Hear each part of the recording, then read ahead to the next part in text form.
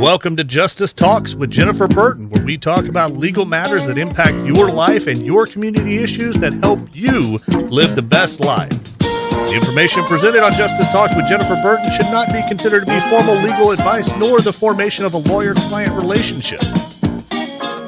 It's time to talk justice. Now here's your host, Jennifer Burton. Good evening and welcome to Justice Talks with Jennifer Burton, here on 98.7, the News and Talk of East Tennessee, WOKI. This evening, we are so glad to have you with us. We are going to continue our City of Knoxville Mayoral Candidate Series. We have already spoken with Fletcher Burkhart and with Marshall Stair, and tonight we have Indya Kincannon on the show. I'm so excited. We have 4 main candidates for City of Knoxville Mayor. So with tonight's show, we will have 3 of them that will have been on the show, and we've got 1 more coming up in a couple of weeks. We're going to have Eddie Maness on the show. So if you are listening out there, go back and look on the Burton McInnish website. That's www.burtonmckinnish.com. And you can hear our show. If you're trying to decide who to vote for, you can hear our shows with Marshall Stair and with Fletcher Burkhart. And then we will upload Indya Kincannon's after tonight, so you can listen to what these potential candidates have to say, and then you can make a good informed decision on who you want to vote for if you live in the City of Knoxville. Now, we have a lot of listeners who do not live within the City of Knoxville. I'm one of those included. I live in the county. And so the City of Knoxville mayor, even though you may not live in the city, it still affects our community. It still affects Knox County and surrounding counties, since Knoxville is kind of the hub here in East Tennessee. If you're just joining us, this show is relatively new. We started in the spring of 2019, and we named it Justice Talks because we wanted a legal bend on the show. And so what we're going to do is we are just going to, here on this show, explore different things. We're going to explore a lot of legal issues. We have had someone from the Metro Drug Coalition. We've had somebody from Harmony Adoption Centers. We've had Department of Children's Services guests on here. We do different shows on different legal issues, but we also try to kind of blend in, along with those legal issues, we try to blend in also community issues and health issues and things that affect you as a listener here in East Tennessee. So if you're joining us tonight, I just want to tell you a little bit. That's kind of what our show is. While we are called Justice Talks, and yeah, you're going to hear a lot of legal stuff on the show, you're also going to hear some things that just affect you as a listener out there and affect the community. We've done some shows on real estate. We've done some health shows. I mean, just a little bit of everything. And I want to tell you a little bit about myself if you're just joining us or you've never tuned in before. My name is Jennifer Burton. I'm an attorney here in East Tennessee. I have lived in East Tennessee for the better part of the last 20 years, except for a little 4-year stint out in Memphis to go to law school. But I went to undergraduate at the University of Tennessee. I was here in the glorious year of 1998 when we won the national championship in football. And so my blood does run orange, and I've been back in East Tennessee since 2006 and began a small law firm out of the Sevierville area. And that law firm has grown over the years. And we now have a corporate office in Maryville, a satellite office in Sevierville, but we service all of East Tennessee. So pretty much anywhere from Nashville east, our law firm provides legal services. And people ask me, what kind of law do you do? Well, that's a hard question to answer. Knoxville is not a huge city like New York or Chicago. And so what we do at our law firm is we consider ourselves to be a full service law firm. What that means is that we provide any and all services that your family may need. We consider ourselves your family's law firm. And so that means that we have clients who call us up and say, hey, Jen, you handled my Social Security disability. I really appreciate it. I've got an aunt who needs a power of attorney drawn up. We bring that person in. Or we'll have somebody call and say, hey, you did my divorce 10 years ago. Can you help me? I'm trying to patent something. If it's something that we do not do, we have a number of attorneys on staff now. And if it's something that we don't do, we try to find you someone who we've worked with, someone who we trust. We really are all about at Burton McInnish building relationships. We're not one of those big mill firms. We do a lot of Social Security disability. And I never cease to be amazed when I walk in to meet with a client and they're like, oh, we're meeting with a lawyer. We thought you were meeting with a paralegal. And I'm like, no, we don't just run you through a paralegal mill. We like to have hands-on contact with our clients. And we really like to be involved and really help our clients out and develop lifelong relationships. And they have been mutually beneficial to us over the years. I have clients who have now become dear friends, and it's just amazing. What a blessing working here in East Tennessee has been. And this show while it was something that it's kind of new, it definitely scratches an itch for me. I love, anybody who knows me knows that I love watching sports. I love basketball, football, I love anything balls. I grew up till I was 12 in North Carolina, so I do love Carolina Blue. I will say that. I'm a big Tar Heel fan. So this radio show gives me an opportunity to scratch the itch of sports journalism a little bit, as well as just some political things from time to time. So it's something that has just really been an awesome opportunity for me and for our firm, Burton McInnish, and WOKI has been amazing to work with, and just really enjoy being here. I'll tell you a little bit about myself. Like I said, I've been back in the area since 2006. I went to undergrad here at the University of Tennessee, went to law school in Memphis, practiced there for about a year, couldn't handle the heat. And Memphis is if you're from Memphis or you've ever been there, it's a whole different breed than East Tennessee cities. So I was very fortunate to get to come back here to East Tennessee and practice. I miss those mountains. They were calling to me. I've been traveled a lot, but nothing's as beautiful as those Smoky Mountains. So glad to be back here. And came back, worked for an attorney here in East Tennessee in the Knoxville area, and then began my own practice in 2008 with a business partner at the time. And we, over the years, just kind of gritted and grinded, and were able to build a law firm that's grown from, it was the two of us and one receptionist, and now we have 3 attorneys and I think 7 staff members at this point. And so just very fortunate in how our firm has grown, and it's because of people like you, the listener out there in East Tennessee, just our friends and our clients that continue to come back over the years. And so we are very fortunate to be here and be able to service the East Tennessee area. We do all kinds of law. That's what full service law firm. Our biggest practice areas, if you had to ask me, are probably Social Security, disability. We really feel lucky to be able to help those who have fallen on unfortunate times. And I know Social Security gets a bad rap sometimes, and people say, oh, it's just people looking for a handout. And what they don't understand is, in large measure, people who are on Social Security disability are people who have worked, and then they have fallen on either a physical ailment or a mental ailment that prevents them from working. And so when their cases are successful, they're actually drawing benefits based on what they've paid in all their working years. So there is the other portion of disability that is need-based, but largely what we do deals with people who have worked and paid in over the years, and then they've either, fell and gotten injured, or they've developed a debilitating illness over time. And doing Social Security disability work can be very, very humbling, because a lot of times I see my clients who were hardworking members of society, going to work every day, very functional, very active, and all of a sudden they either have an illness that affects them, or they have, an accident that they've experienced, and all of a sudden their lives are changed forever, and the life of their families. And so I feel very fortunate to be able to serve them. Our firm does as well.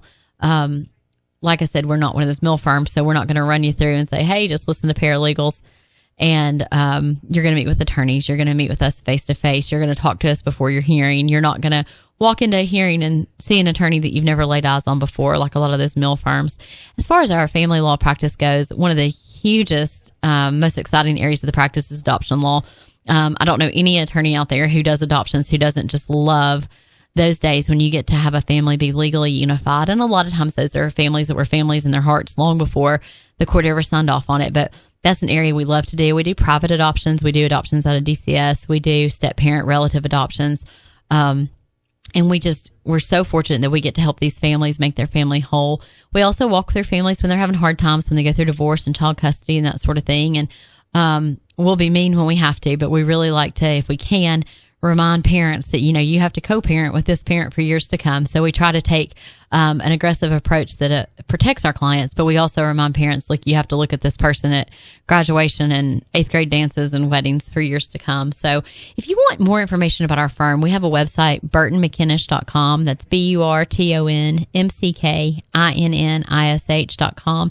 Our telephone number is 865-233-1105. Give us a call or go check out the website. My own email is jennifer@burtonmckinnish.com.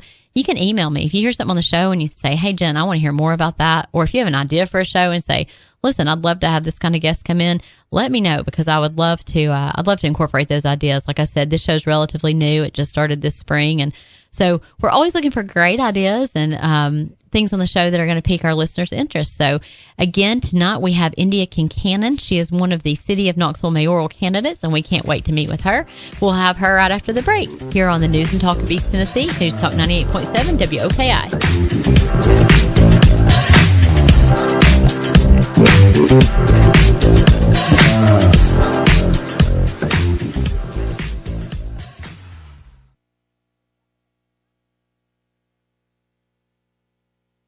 You're listening to Justice Talks with Jennifer Burton here on News Talk 98.7. Burton McInnish can be found online at burtonmckinnish.com or by phone at 865-233-1105. And now back to your host, Jennifer Burton. Welcome back this evening to Justice Talks with Jennifer Burton here on the News and Talk of East Tennessee, News Talk 98.7 WOKI.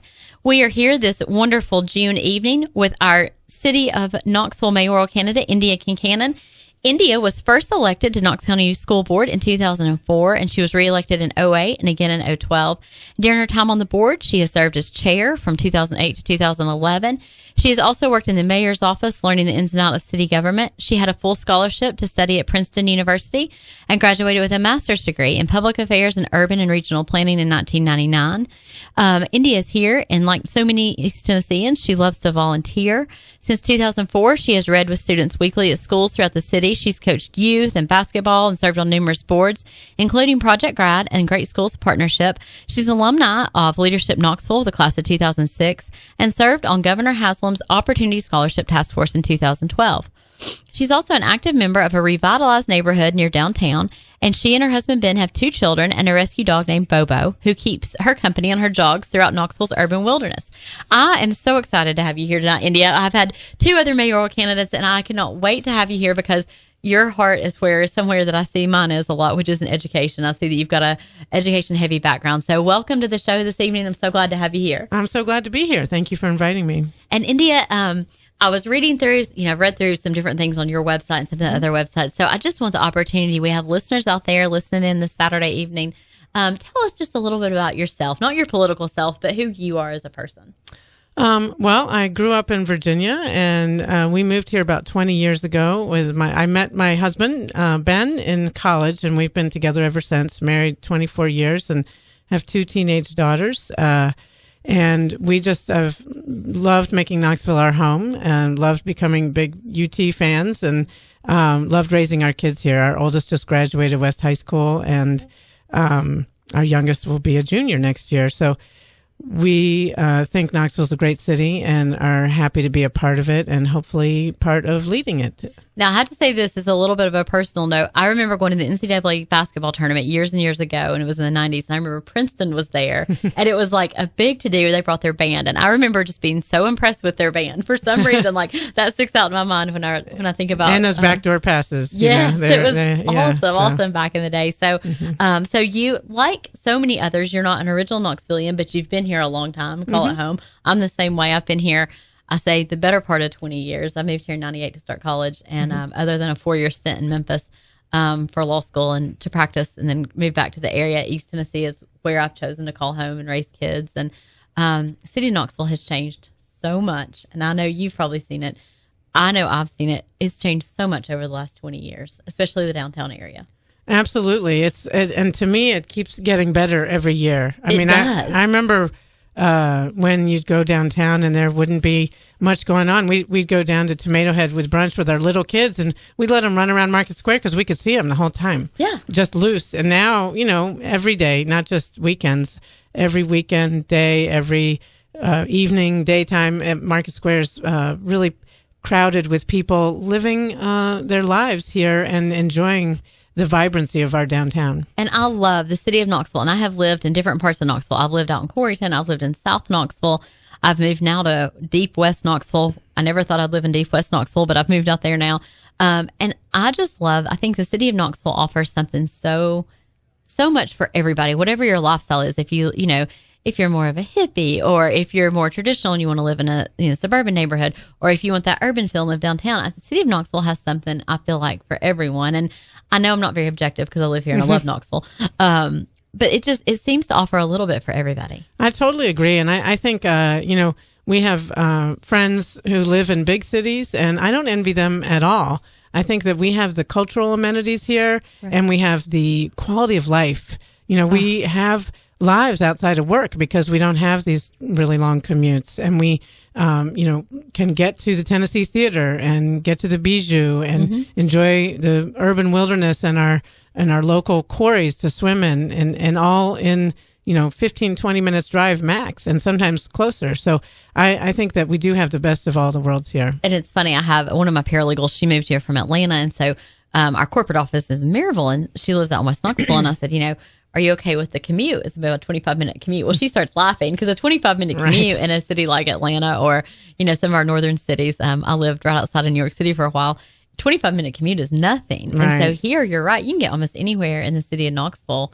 I mean, you can get from downtown to pretty much Farragut in 25 minutes. Right. So there's so much right here in the city of Knoxville, and there's so much, I agree, that makes it just a great place to live. But, absolutely. You've been involved with politics for a while with the city. What makes you most proud of the city today? Like, what has happened in the last maybe 5 to 8 years that you're like, man, that was a great project, or this was a great great foresight by the leadership? What makes you most proud? I think the thing that most excites me is the urban wilderness, that we have taken what some people used to see as a liability, our topography. It's so hard to build because we're so hilly. And instead of lamenting that and trying to pave over it, we've decided it's an asset. And it's becoming true. People come to Knoxville to take advantage of our urban wilderness and the woods and other green life around here. IAM's Nature Center meets quarry and so forth. And more importantly, it's become an amenity for the people who live here. We want to be a healthier Knoxville. So part of that is making it easy to get out in nature, to take walks, to go out on the paddle boards if you're into that, just to walk your dog. So that's of all the things that I'm most excited about. I'd say urban wilderness is number one. I'm really thrilled about that. And it does offer so much. I have 2 young children, and we're trying to get more and more active and keep them away from electronics and the things that suck them in, and just living near the greenways. Like we've got a great greenway system, and then like you said, downtown.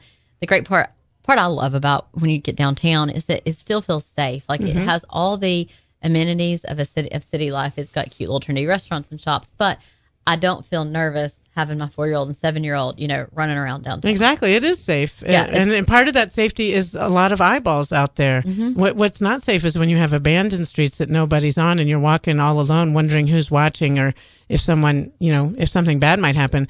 But there's safety in crowds. And we have Jane Jacobs is one of my inspirations. She's a famous sort of planner who believed that the vibrant life of a city was people walking around. If you see something, you say something because you're like, oh, that person's out of town. Why is their door ajar? Or whatever it may be. And that adds safety. It adds community. And we're all here living together. So I think that I agree with you completely that that's a big amenity for our city. We have other candidates that have been on the show. We've got one more that's coming on the show, and there's 4 kind of, I guess, main candidates or ink blots that have risen to the surface, so to speak. Fletcher and Marshall and Eddie. And I want to talk a little bit, what makes you different from these candidates? And I can see, because I've had 2 of them on the show, they were night and day different as far as just their personalities and their, their presentation and such. But what kind of sets you apart? Like, if I am a voter going to the polls, what is it going to be like? Okay, I'm voting for Indya, and here's why. I think the biggest thing that sets me apart is my experience and leadership. The mayor of Knoxville is going to have to make some hard decisions. And after 10 years on the school board, 3 of those as chair, I have some thick skin. And I don't envy you for that. Yeah, I mean, school board issues are very emotional because it's your kids. And people, one time after we did a rezoning of all the high schools, someone was so upset that she spit on me on my way out of the meeting. And I just walked away and went on about my business, but I didn't take it personally because she was upset, and as were many people, and so I think that level of experience for 10 years going through the ups and downs of dealing with policy and budget for our children has well prepared me for making tough decisions as mayor of Knoxville. You can't have a thin skin when you're in politics. I mean, I think everybody knows that, and you touched on something when it comes to our children. A lot of times I'll say, you can say whatever you want to about me, but if you come near saying something about our children or affecting like their well-being, it is hard to keep your emotional side out of it and to make logical, well thought out decisions. And so you being on the school board, I think you've seen firsthand, like you have to remove emotion. You have to make thoughtful decisions for the future. And also not try to please everybody, because if you're trying to please everybody, you're not really leading. No. So yeah, I agree with you. And our kids, are our future. So I'm hopeful as mayor to be someone who can make the city of Knoxville continue to be an even better place to raise our kids. And Knoxville is growing so much. I mean, and we are not having the growth maybe that Nashville's had over the past couple of years. Thank goodness. I think that's too much, too fast. Oh my goodness. I have dear friends that live in Nashville, and they have just there's a lot of growing pains going on down that way. So I'm glad that Knoxville is growing and vibrant. And I've enjoyed, Knoxville is not as used to. It was, you're born and raised in Knoxville. And now I know just even my children's school, there's a lot of people from all different areas of the country that are moving to Knoxville and are choosing to move to Knoxville, which I think is great. So, but on the other hand, we really want to focus on keeping Knoxville. We want to attract, I think, new people in the right industry coming in, but we also want to keep it what it is today, which is great for those of us that live here and affordable. I think that's one of Knoxville's huge assets. It's just that affordability. So we're about to come up on a break, Indya. And so when we come back, I want to get into a little more detailed discussion about kind of your platform and some things that you want to see done, some things that you think have been done well, some things that could be done better. Also, there's the issue. I do a lot of Social Security disability work, and mental health and homelessness really kind of hits close to home for me just because of my practice area. So I want to get into that a little bit when we get back. So listeners out there, stay tuned. After the break, we're going to come back and we're going to talk more with Indya Kincannon here on 98.7 WOKI, the news and talk of East Tennessee.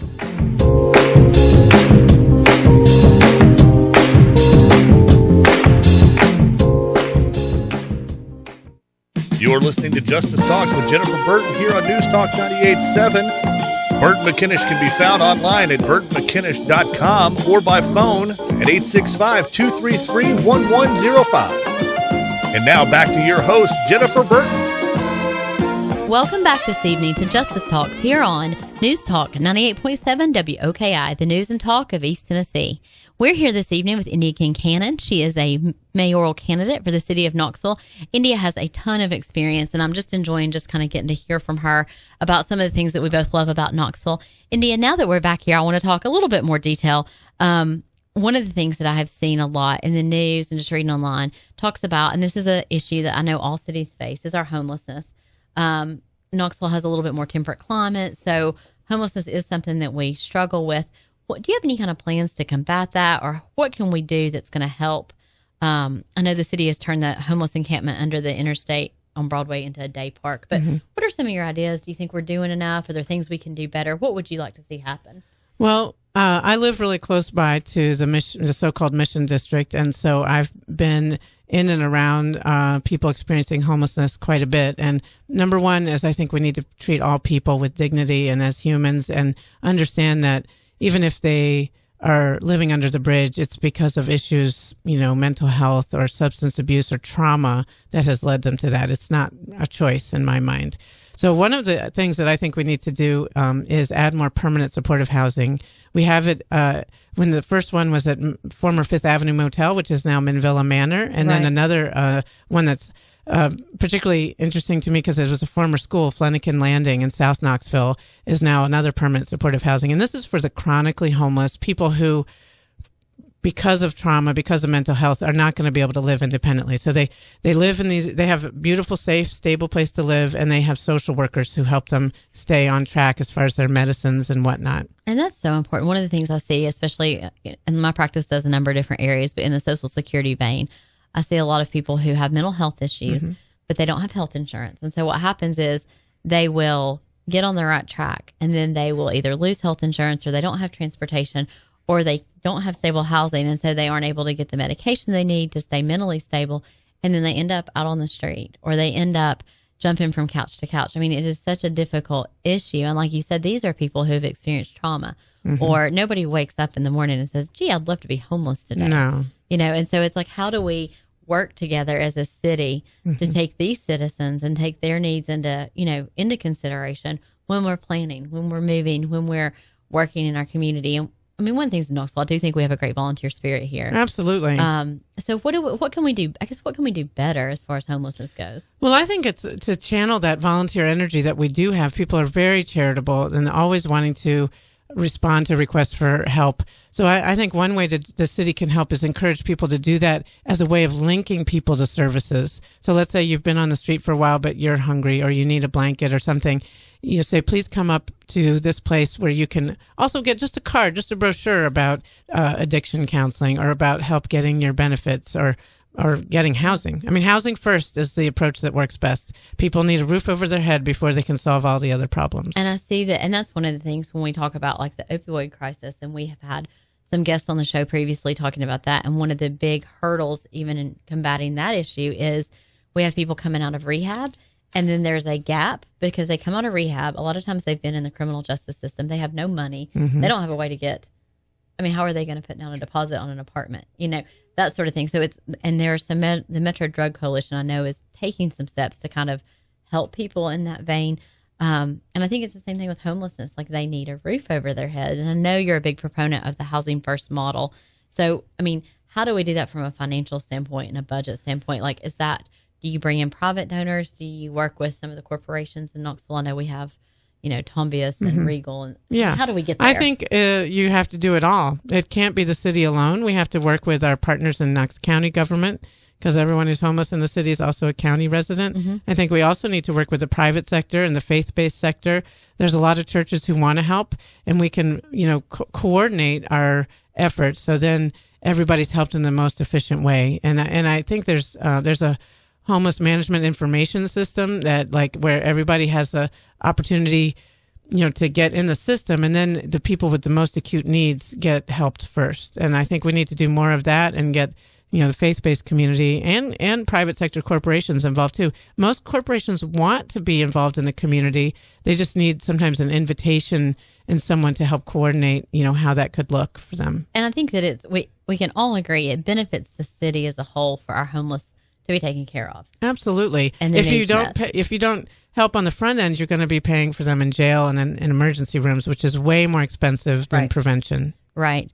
Let's talk a little bit about economic development. The economy seems to be good right now, and despite national political views, which we try not to get into on the show, but as to why the economy is good. But some of the areas of the city right now seem to be booming. Like there are certain areas that seem to just be really having a lot of growth.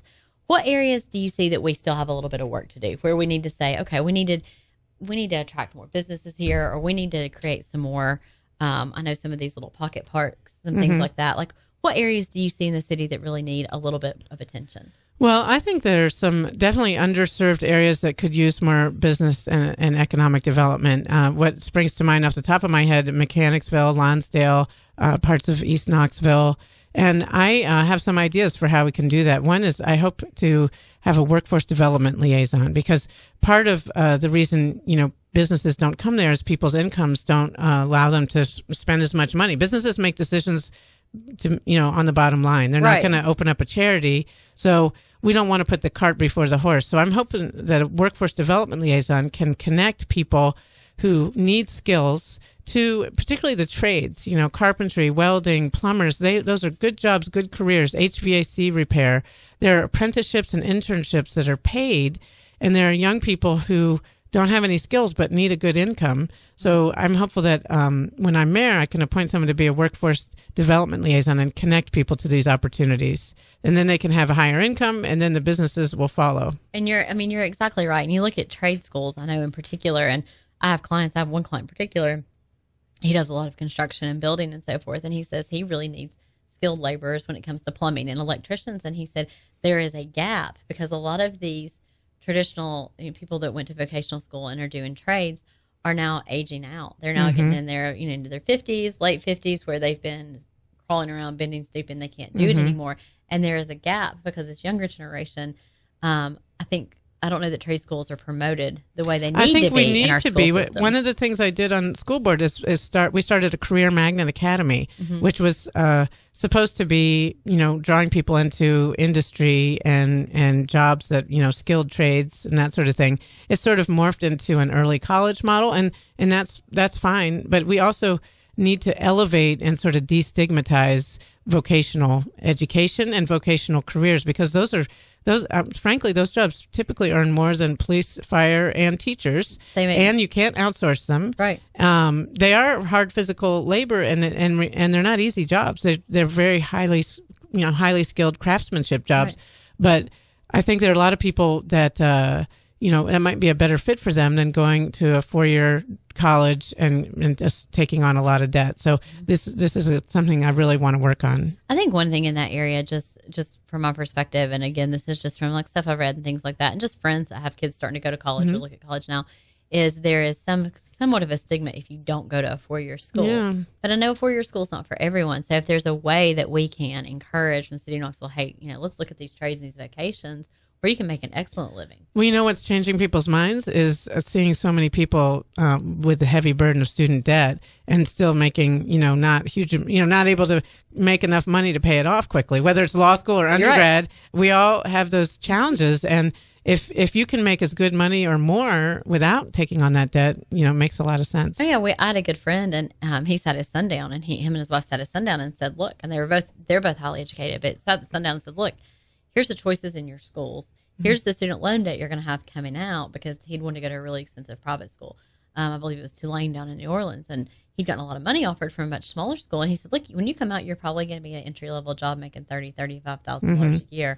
Here's the reality of what your monthly bills are going to look like. And so I think educating our youth on, hey, there's some great options out there that are not going to leave you broke, but are going to put you in a good situation. Right. And having encouraging parents who are not going to be so latched on to you have to go to that 4-year Don't degree. look at the brand name and, just, right. and think about the big picture. Oh, yeah. So absolutely. I agree. Absolutely. So with economic development, obviously East Knoxville, how do you feel about the Smokies coming out? There's been some talk about Smokies Stadium coming back. Is that a good thing? Is it a bad thing? I'm super excited about it. I'm a sports fan. I've always played sports and watched sports. And so I think it can be a really great new or returning addition to the city. We had minor league baseball here for, decades. And so I think bringing it back would be a real addition. I do think it's important that whatever public investment goes in has to show public benefit. Right. So I think that's what I would want to look at when I'm mayor, is any deals, that make sure that for every dollar that the public invests, that the public gets a significant benefit, and be able to show that and convince people. If it's part of the mayor's job is to persuade people that a public investment is worthwhile, and that's what I'd want to do before I move forward. That's, when we come back, one of the things I do want to talk about is a lot of times, and, back, I remember Bill Clinton said one time, all politics is local.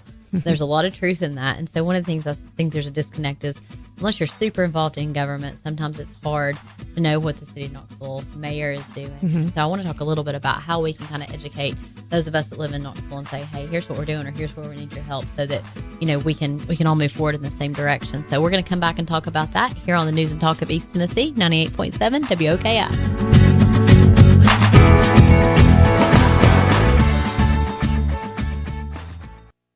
You're listening to Justice Talks with Jennifer Burton here on News Talk 98.7. Burton McKinnish can be found online at burtonmckinnish.com or by phone at 865-233-1105. And now back to your host, Jennifer Burton. Welcome back this evening to Justice Talks here on News Talk 98.7 WOKI, the News and Talk of East Tennessee.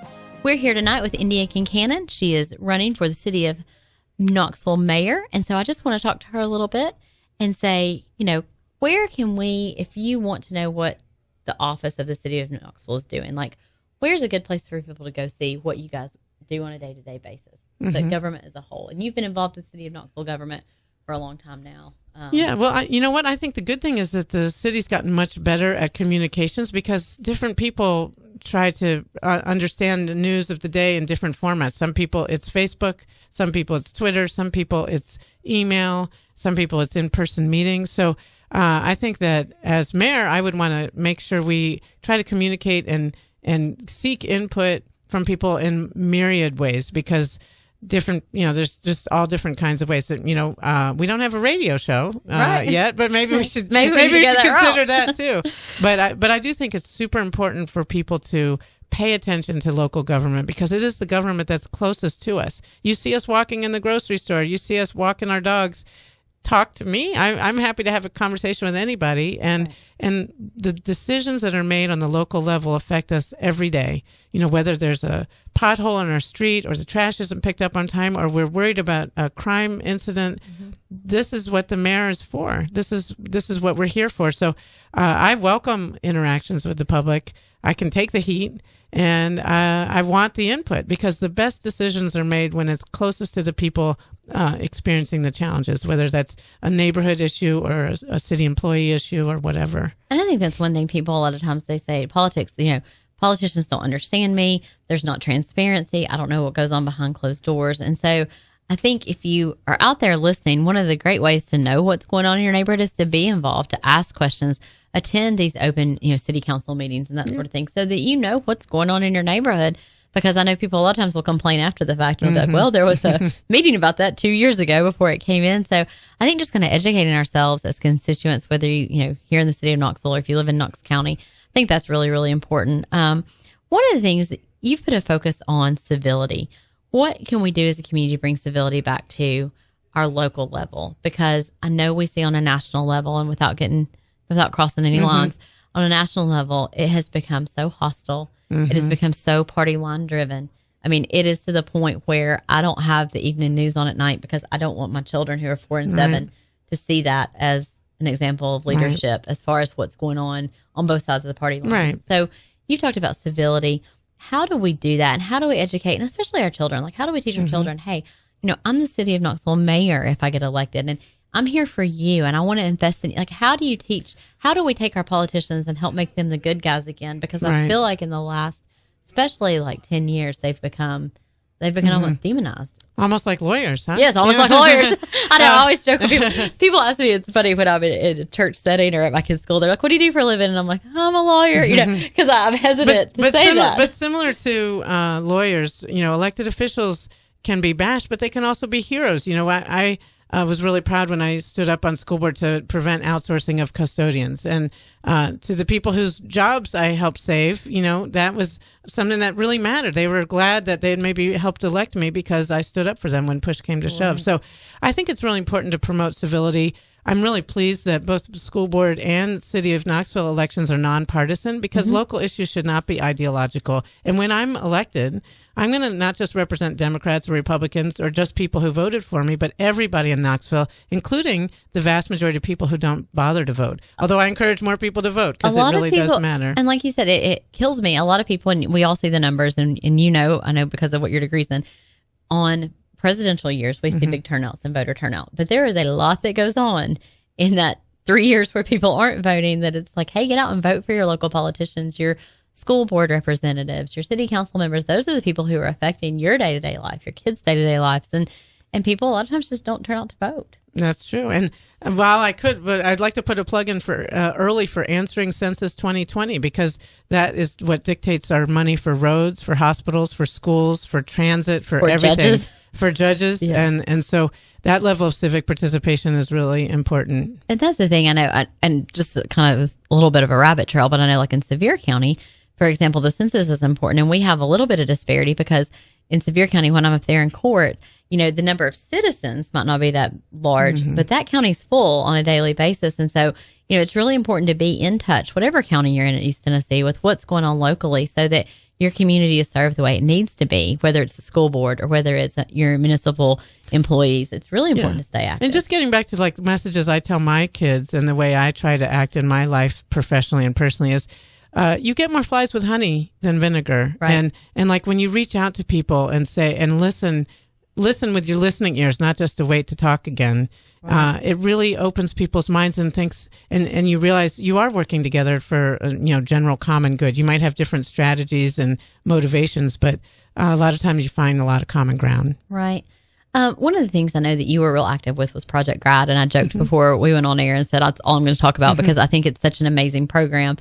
Just from what I've seen, people that have been involved in the program, and I'm a benefit of a girl that works with me, a lady who I adore. She's super great, and she went through Project Grad.